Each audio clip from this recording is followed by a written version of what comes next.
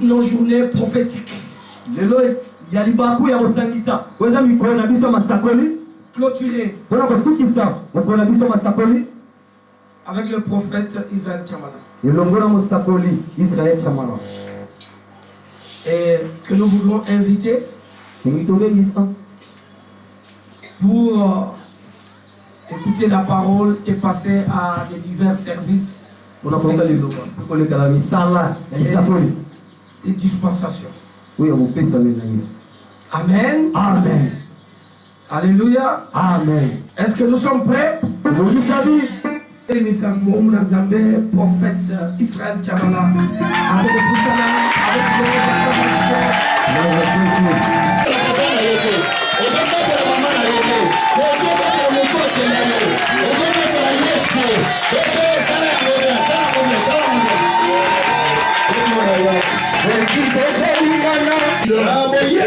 l'éternel, il nous a protégés, il a combattu pour nous, il nous a fait du bien toute la semaine. Alors lorsque nous nous retrouvons là, on va manifester la joie. Alors je t'invite à pousser les cris de joie, à acclamer ton corps.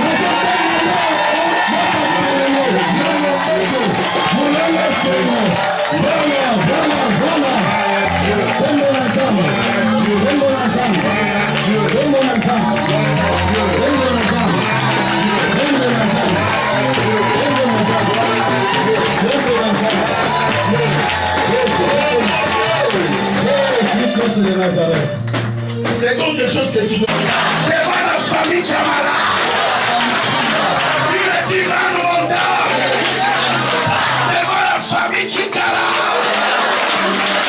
tu dois tomber cette semaine au nom de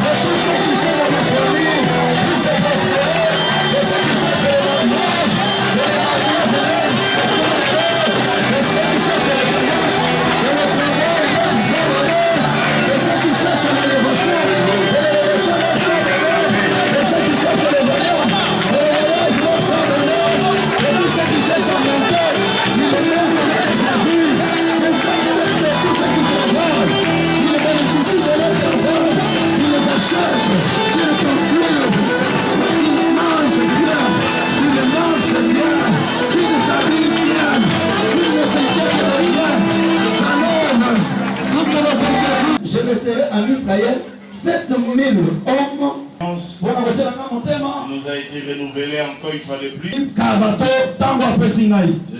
C'est pas facile.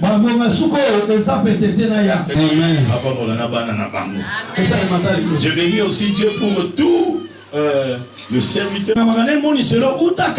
Les hommes fidèles. Merci beaucoup. Le berger, tout.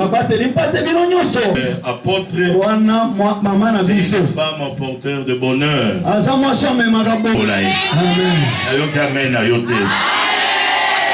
Gloire à Dieu.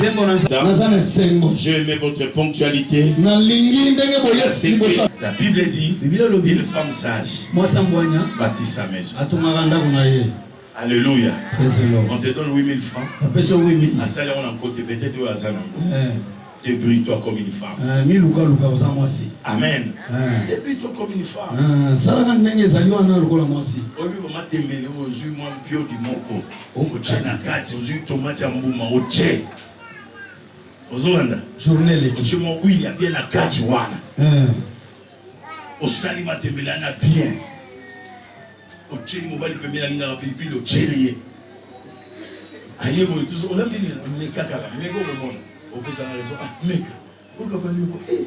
Et puis bien, oui. À comprendre que ça c'est une femme. À compter sur elle. Il y a de compter sur elle. Amen. Bon, c'est pas ça mon objectif. Bonjour au prophète. Alléluia. Amen. Jésus a formé les clefs de 12. Et ces clefs de 12 là, c'était ses disciples. Cela veut dire, dans la sélection de Jésus, il a choisi que des gagnants. Amen. La Bible parle de ces 12 avec plein de succès. Amen. Dans nos églises, nous ne sommes pas appelés à former le club de perdants.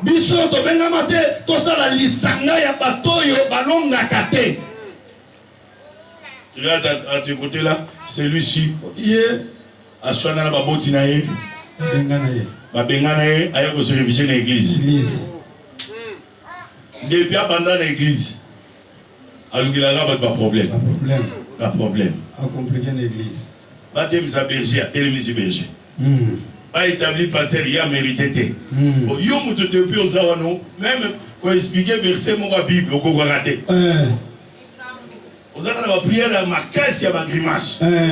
Intimidation. Prière à Zolenga. Il y a pas intimidation. Intimidation. Ça va intimidation. Là, ça me l'a donné 2 fois, 3 fois, 4 fois. Là, on vient au bureau, il y a là. On a prié pour ça, arabe. Intimidation, papa. Vous avez intimidé. Changer style la prière. Ça me l'a normal. L'homme là. On prier dans ma case, mais tu as plus quoi. Apostolo. Apostolo. Alléluia. Amen. Nous ne sommes pas appelés à former les clubs des gens problématiques à l'église. Les gens problématiques. Problème dans telle personne. Si tu lui responsabilises dans un département. Département va au Kauka. À rancune et côté. À confier bandi. Alléluia. Amen. Donnez-moi un amen très fort. Amen, papa. Mais Jésus a formé les clubs de 12. Et tous ces clubs de 12 ont porté la marque des gagnants.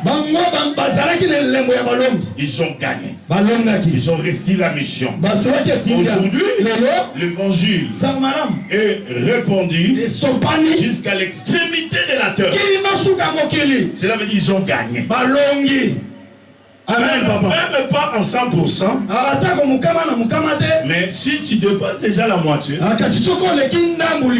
tu peux passer la classe. Ça veut dire que tu as gagné. Tu as mérité. Alléluia. Amen. Et ce matin, Dieu m'a envoyé dans ce service, lui, de former, d'établir les clubs de gagnants ici à Miel.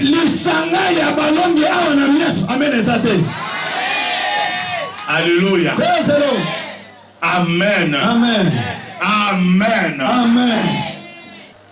Maintenant, je suis dans un petit sous-thème de ce matin. Briser la mauvaise pensée. Alléluia. Amen. Un gagnant,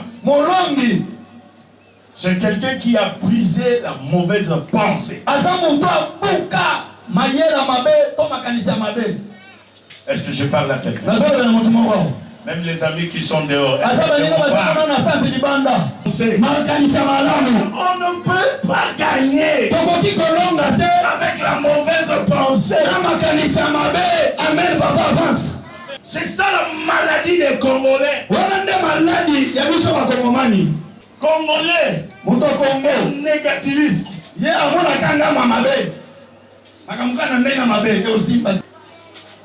Or, celui qui a la mentalité des gagnants,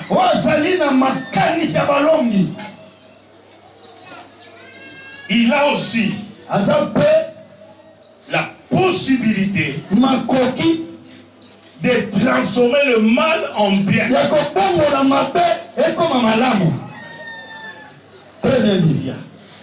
Alléluia.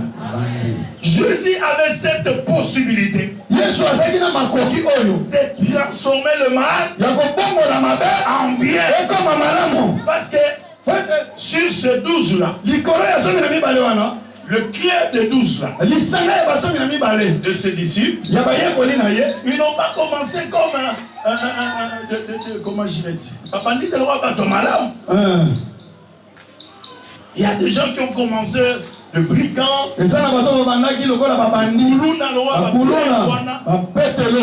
alléluia. Amen. Amen. Amen. Mais parce que Jésus, il était un gagnant, il les a transformés. On reconnaîtra un vrai leader parce qu'il a la capacité de changer le mal en bien, transformer les mauvaises personnes en de bonnes personnalités. Alléluia. Amen.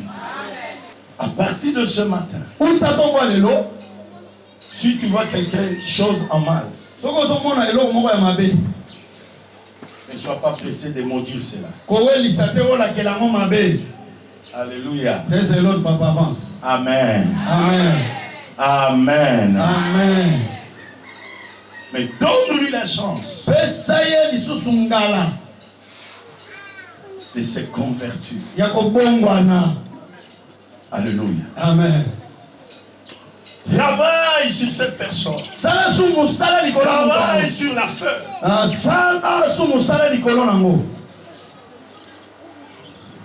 Par des conseils. Comme des hommes spirituels. Dis à Pierre, les diables. Mais j'ai intercédé pour toi. Ne sois pas pressé. Si tu commences quelque chose, tu vois déjà ça commence à être un peu difficile là au début. Ne dis pas que non, je change l'affaire. Non. Essaye d'abord de mettre des bases, de chercher des sous-bassements, des subsistances, et essaye encore. Essaye encore. Alléluia. Amen, papa. Amen. Très bien dit. Cette femme Moi, soyo, qui souffrait de la perte de sang. La Bible dit elle avait vendu tous ses biens. Elle a consulté plusieurs médecins de son époque. Et aussi des charlatans. Mais la Bible dit elle n'a pas pu obtenir sa guérison. Amen, l'église. Est-ce que je peux entendre la main de quelqu'un? Qu'est-ce qui se passe? Je mets le langage et l'attitude de cette femme. Amen. Amen, papa. La femme ne sait pas. Elle n'a pas compris à dire moi je suis une femme maudite. Elle n'a pas fini à dire que celui qui m'a ensorcelé, celui qui m'a envoûté est vraiment le plus grand sorcier de ma vie ou de ma famille, de mon quartier. Non. Mais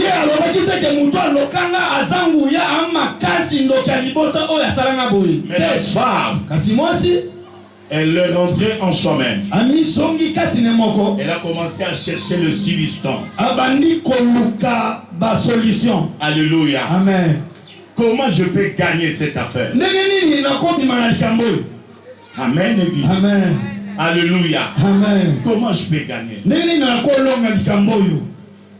Écoute, premier principe des gagnants. Celui qui veut gagner, elle doit éviter les langages communautaires.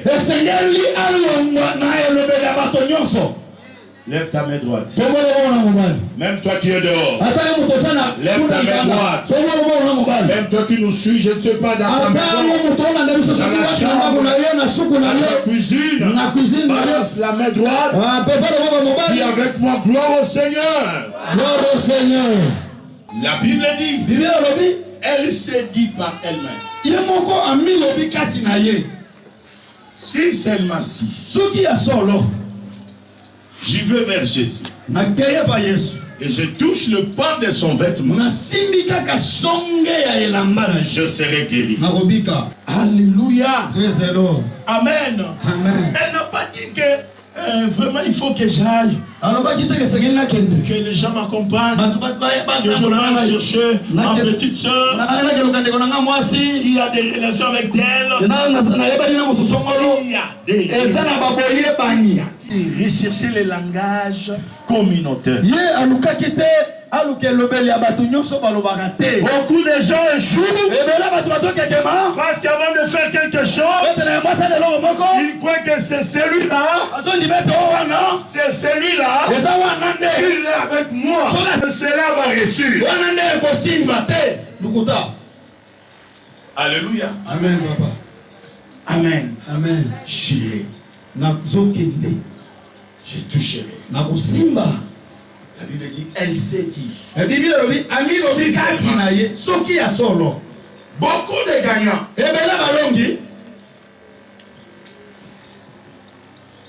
ils ont le langage personnel. Ils gagnent personnellement seulement avec Jésus. Alléluia. Parce que je vous avais dit le mardi, Psaume 60, verset 14, la Bible dit, avec Dieu, nous ferons des exploits. La Bible n'a pas ajouté, derrière de Dieu, mon oncle, ma tante, s'il dit un mot, là j'ai gagné. On dit avec Dieu. Cette femme ne s'est pas dit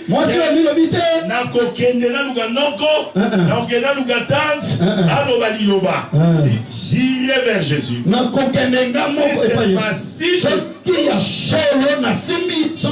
serai guéri. Alléluia. Donnez-moi une amen très fort. Un gagnant. Elle a le langage personnel. Pas le langage communautaire. Pas le langage communautaire. Sors dans le langage communautaire. Même dans le langage communautaire dans ta famille. Oh, nous, biso à la famille. Biso à la famille. Biso à la famille. Alléluia. Amen. Amen. La Bible dit, le Fils de l'homme Mwana moto vous affranchira ye akosikola bino et elle vous rendra libre. pe akokomisa bino basomi. Alléluia. Amen. Amen. Amen. Cela veut dire depuis le jour que j'ai reçu le Seigneur, Elingi koloba ete uta kolona ya makolo nasikolama na bosolo je suis libre. naza nsomi Je ne dépends plus nazobika lisusu te na moto de kinzonzi de maison, ya kinzozi ya libota na ni ngai de mes tantes. so ya batata mwasi Masangana pour m'en reçu. Non. non. Alléluia.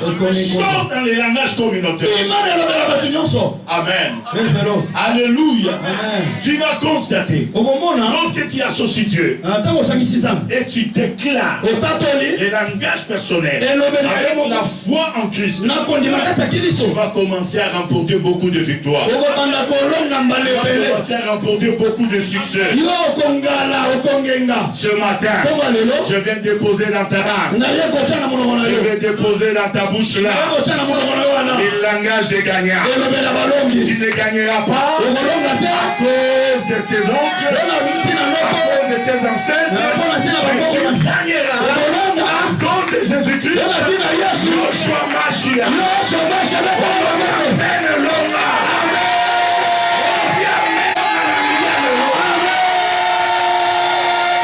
Gloire à Dieu. tembo na nzambe Gloire à Dieu. tembo na nzambe Écoute, boyoka Élie, eliya non, il voulait montrer à Dieu alingi alakisa nzambe que ta force makasi na yo nzambe pour faire gagner quelqu'un, mpona kolongisa motu il faut que les gens soient plusieurs. esengeli bato bazala ebele C'est ce que Élie yango nde fait eliya croire à Dieu. alingi andimisa nzambe Parce qu'il lui dit à Dieu, mpe tazongisa nzambe je fuis nakimi parce que je suis le seul prophète. po ete natikali mosokoli bobe moko.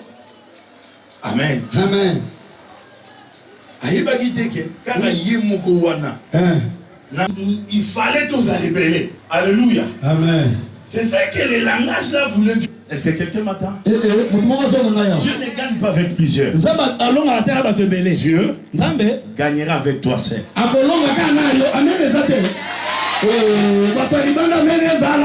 Alléluia. Zamba longa na yo kaka. Asaka na besoin na yo. Asaka na besoin na yo. Amen. Amen. Alléluia. Amen. Tu es un gagnant. Tu gagneras avec Christ. Je dis tu gagneras avec Christ. Voilà pourquoi tu n'es pas appelé à abandonner le Seigneur.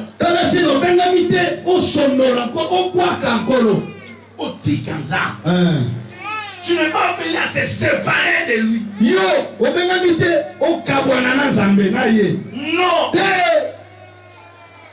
Alléluia.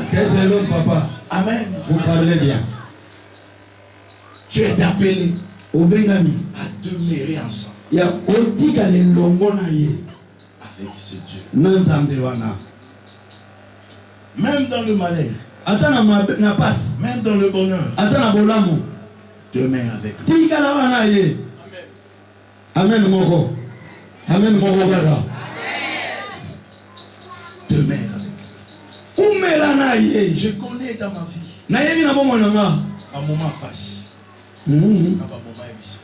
Si ça descend, qui change cette situation, le Seigneur va descendre. Parce que la Bible dit une personne avec Dieu, c'est déjà une majorité. Alléluia. Amen. Avec Dieu, nous ferons des exploits. Donnez-moi la main très fort. On va gagner cette fois-ci. Les démons qui restent, va gagner. Va gagner. Personne te minimise. Personne t'empêche à s'exprimer. Un gagnant, c'est quelqu'un qui s'exprime en positivité. Alléluia. Amen. Donnez-moi la main très fort. Amen. Un amen qui bénit la vie de quelqu'un. C'est quelqu'un qui s'exprime en positivité. Moi, sur la perte de sa malgré maladie, mais Azaki n'a esprit, expression, Yaba gagnant. alobi nakokende abi tokokende te nakokende tala ta mozolongola na ndako yesanzabe nake église mpona bika nake église mpona pambwama nake église mpona zonga na témoignage tala ndenge ozondima men zonga na témoignage amen. Amen. Deuxième principe, le principe d'investissement. Investissement, cela veut dire mutoyo un gagnant, mutoyo amilengelaka aibi ndenge nini yakomi pesa makasi aibi ndenge nini yakomi komisa mutuya. Alléluia. Amen. Est-ce que nous allons très bien? Amen. C'est le principe d'investissement. On ne gagne pas sans être investi. Dans le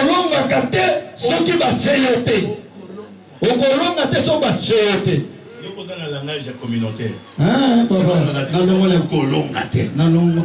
Ceux qui ont investi. Et c'est nous allons très bien. Amen. Amen. Et si on a plusieurs problèmes, ils ont battu classe T. Nous la tangi classe T a comment on a débrouillé la vie. Alors si ça n'est valeur. On a tangi T on a utilité la vie. Il y a plusieurs domaines dans la vie. Si tu t'investis, tu peux te donner toi-même de vraies valeurs. Et les gens peuvent t'acclamer.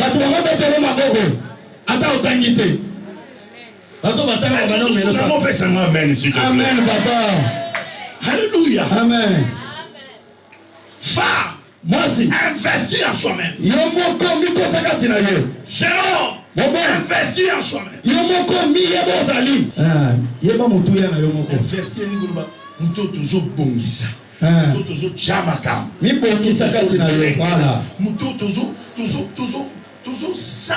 Là été lobby. Ah mais la biche est saine. Allez pas décourager. Allez pas décourager. Il y a lobby naïe. Kolo apesi. Aju. Le coup ils ont pas une âme. Alors mon rédacteur est vivant. Il se lèvera. C'est quelqu'un qui croyait à son futur. Crois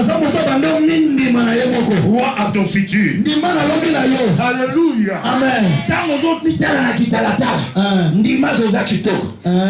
Est-ce que nous allons très bien? Amen. Pour toi, ma belle a raté la mokili. Ma belle a masumu baza. Ma belle on a kilongi. Na mukuse na mulai azalaka.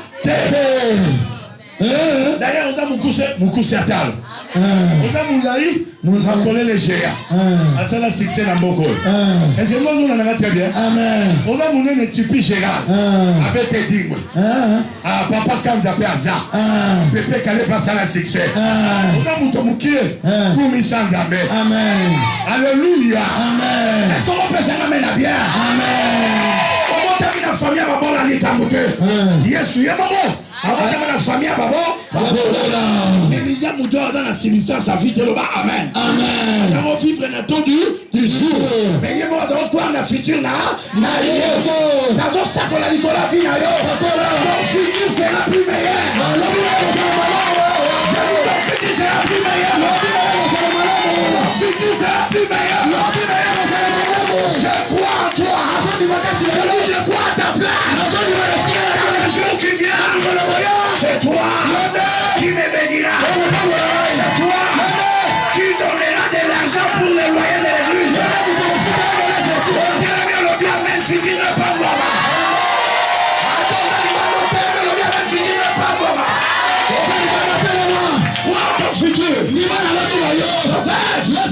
Qui a ton futur? Qui a son futur? Merci de bon à finir. Tu dois croire. Tu dois croire. Alléluia. Amen, Papa. Joseph va pas ici bande konae. Abi na loti boy na loti boy. Ayebaki. Oye saboy. Azondi ma futur nae. Papa dit dans le bidon, yo konsa bande konayo. Ton futur est en exil. Crois que tu vas retourner en Israël. Alléluia. Le petit Jésus, on l'a mené en exil. en Égypte. Là-bas, aucun marche. Mais en Israël, marche bayaki pour adorer. À quelle Égypte? Merci. Est-ce que nous allons la bien? Je prophétise et je déclare. Ton futur doit sortir de l'exil. Doit sortir de l'exil. Alléluia. Tu as un futur meilleur. Apprends à investir. Vois ton futur. Ne parle de la noce communautaire. Tu vas constater ta vie va exceller.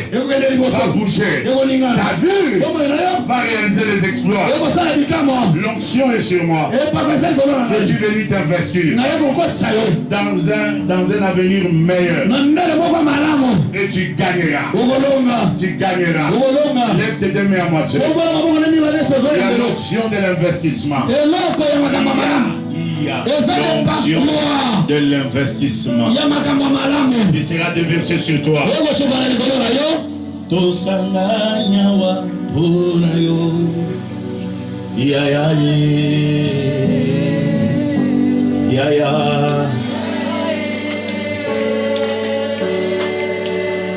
obiso tosanga nyawa ya ya